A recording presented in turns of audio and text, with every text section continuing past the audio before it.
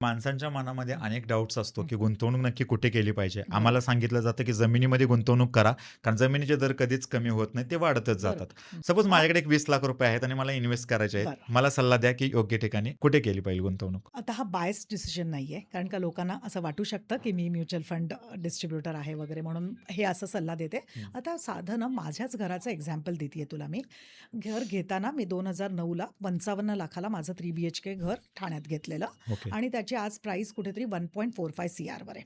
3 okay. बीएचकेचा म्हणजे तुझ्या भाषेत कसं झालं तिप्पट झालं. तिप्पट राइट. बरोबर? बरोबर. 2009 ते 2026 हां, मध्ये 16-17 माझ्या हां, वर्षामध्ये. तिप्पट म्हणजे which is a very good. Yes, yes. तिप्पट होणं काही सोपं नाहीये. बरोबर.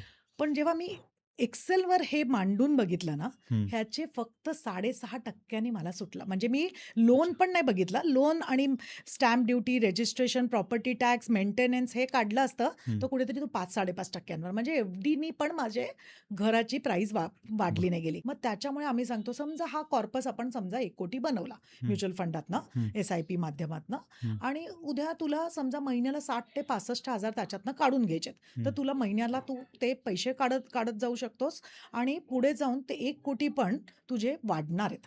कारण ओके. का तू काय केलं फक्त 7 ते 8% पैशांचं विथड्रॉल घेतलं आणि तुला 10 ते 12% जरी ते पैसे ॲप्रिशिएट होत गेले, तर हं, हं. तुझा पुढे जाऊन तुझा चांगला कॉर्पस आणि तेच मी माझ्या क्लायंटच्या पोर्टफोलिओमध्ये बघतीये.